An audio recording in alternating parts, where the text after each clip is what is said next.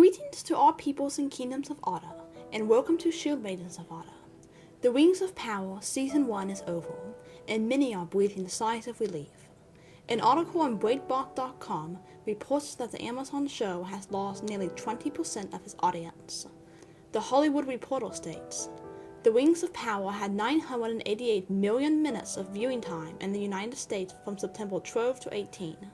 That's a decline of about 18% from the previous week's 1.2 billion minutes. Why? What has Amazon done to the beloved works of J.R.R. Tolkien that even analysts are falling asleep? Why has 20% of Amazon's audience walked away from this billion-dollar production? Let's look at 5 of the reasons why. The heroes of today are foreign to the heroes of only a few decades ago. Only a short 50 years or so back, characters were seen as heroic if they upheld truth, if they fought for justice, if they were brave, good, gentle, kind, and wise. They were flawed, perhaps, but they overcame these flaws and rose above them. We think of fictional and real men and women and children. Robert E. Lee, Superman, St. Joan of Arc, George Washington, William Wallace, Davy Crockett, Aragorn, Gandalf. We think of them, all that they stood for, what they did, what they sacrificed, and we are inspired to rise to their heights. But not so nowadays. Now our heroes and heroines must be brought down.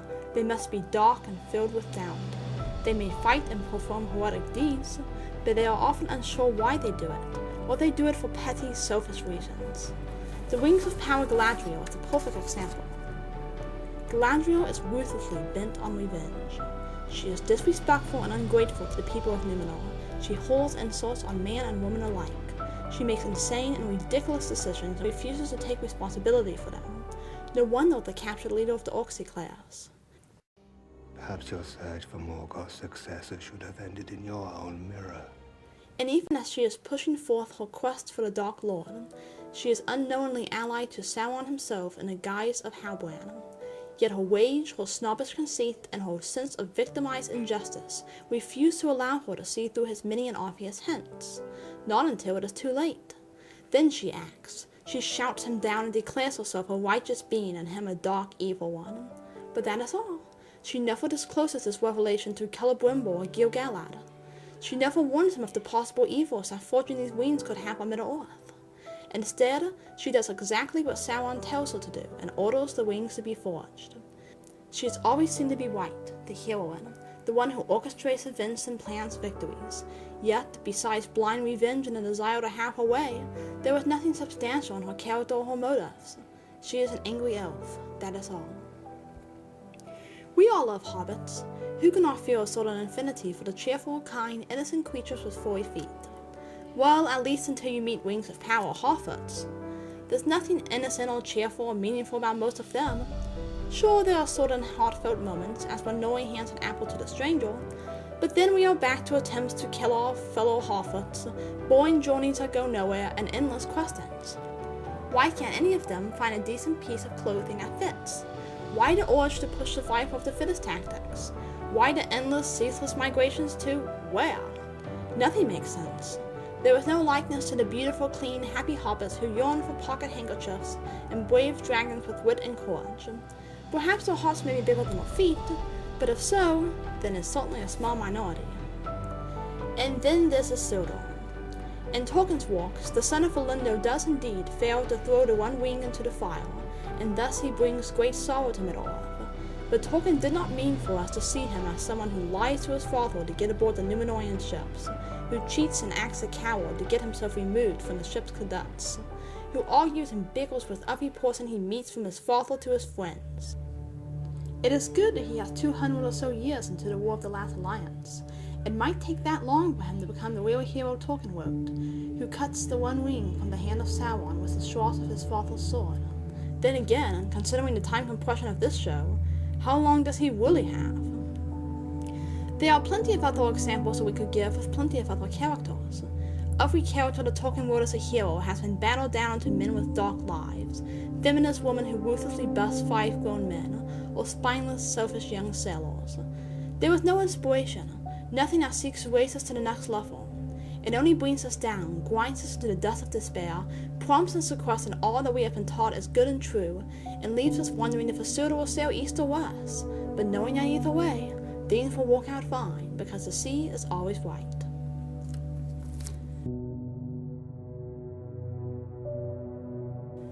Who is the real antagonist in Wings of Power Season 1?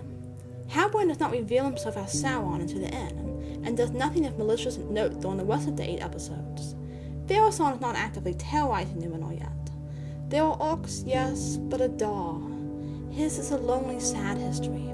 He wants only the best for his orcs. They are simply following his orders.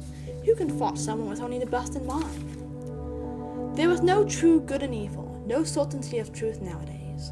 All war today is crammed full of relative truth. It depends on how you see it. It depends on how he feels. It depends on their traumatic childhood. Who is the real antagonist in Wings of Power Season 1? That depends.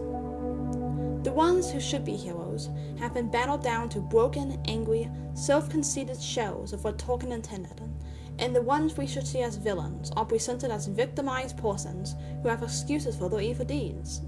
Sauron becomes the Dark Lord that he is because of trauma from his late master Morgoth, because he was rejected by Galadriel, because nobody would give him a chance. Adar is only looking out for his orcs. They are all struggling. If they must kill a few people along the way to get to their end goal, then everyone will understand. No good and evil, no right and wrong. Everything is relative. Gandalf says it on his conversation with Saruman. For I am Saruman the Wise, Saruman Ringmaker, Saruman of many colors. I looked then and saw that his robes, which had seemed white, were not so, but were woven of all colors, and if he moved, they shimmered and changed hue, so that the eye was bewildered. I liked white better, I said. White, he sneered. It serves as a beginning. White cloth may be dyed, the white page can be overridden, and the white light can be broken. In which case it is no longer white, said I, and he that breaks the thing to find out what it is has left the path of wisdom.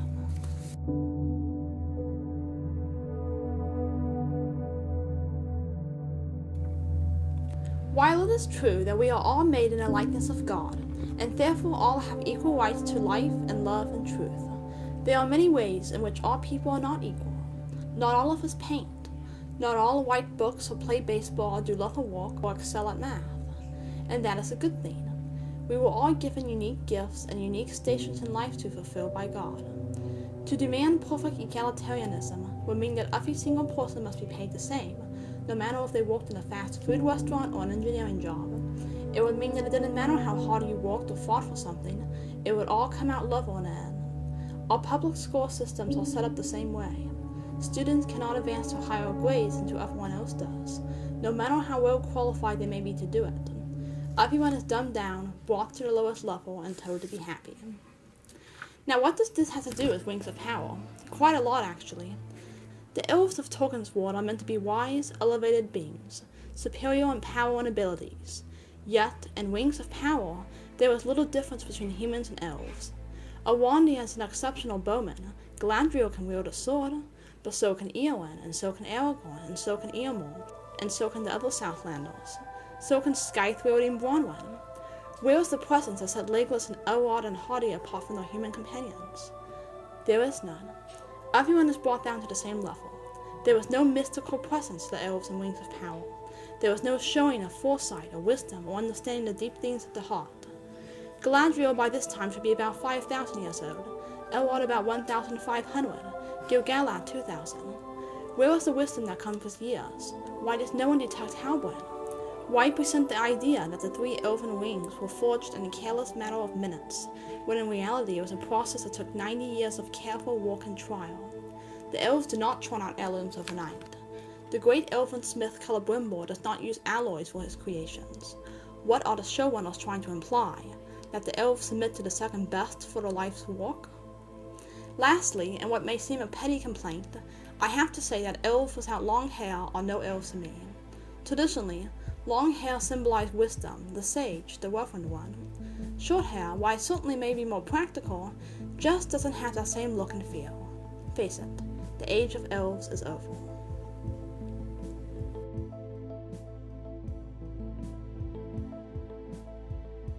Nobody in the Rings of Power seems to know their purpose in life, and even when they claim to know it, they change the next moment for something else.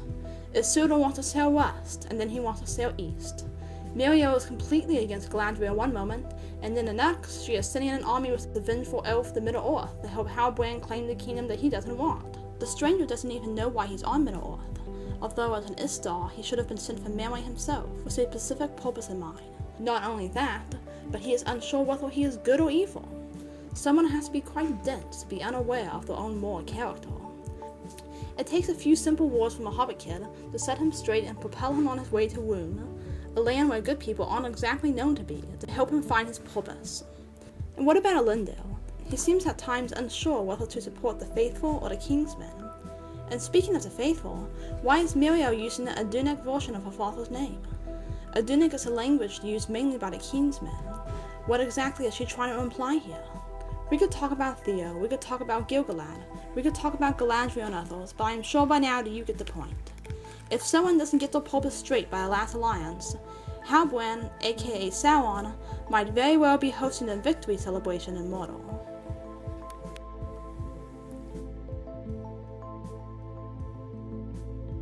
The prophet Isaiah says, "In the last days, evil will be called good and good will be called evil." The Rings of Power serves to demonstrate this quite well. We have to get the showrunners this. They succeeded brilliantly in opening the eyes of many to the subtle workings of woke culture and infiltration in the world today. The trap was so obvious, laid out so clearly that it would have been impossible not to see. Still, this does not justify the show, and this does not justify the questionable actions the showrunners had written into characters we know as heroes from Tolkien's works. Evil cannot be used to a good end, yet that is what everyone in Rings of Power tries to do. Gil-galad tries to force Elrond to break his oath so that immortal beings can be saved by a walk. Isildur lies and cheats and sneaks his way onto the Númenórean ships so that he can help an army that has had only one training session to battle orcs in Middle-earth. Galadriel may not condone brute force against orcs, but she sure makes use of it against 5 Númenórean guards so she can get out and insult Miriel more. Theosan's son, Kemen, tries to blow up his father's fleet because Elendil's daughter has a bad feeling about this. Thorin lies about a sword and table and then laughs about it afterward. It is shameful to take these characters and heroes that we know and love so much and imbue them with such questionable moral acts. There was nothing Tolkienian about this show. The ghost of Boromir should have risen from the waters of the Rauros to condemn the showrunners on the futility of using evil to a good end. The very idea undermines his death and the Fellowship's sacrifice, and every other struggle in the whole of Tolkien's work. Nothing is good and evil anymore. It is all relative. If elves thousands of years old see no problem using wrong means to reach a good end, then why should we simple mortals? It does not take an open mind to see the brainwashing and infiltration that Amazon is imbuing in their newest TV show. It only takes an open one. It would be to our shame if we stood aside and allowed Tolkien's wonderful world and characters to be brought down and beaten into worthless shadows of what they were intended to be. It would be to our shame if we did not ourselves uphold the true and the good and the beautiful. It would be to our shame if the world saw Isildur and Elendil and Elrond and Galadriel only through the eyes of Amazon and not through the eyes of their creator.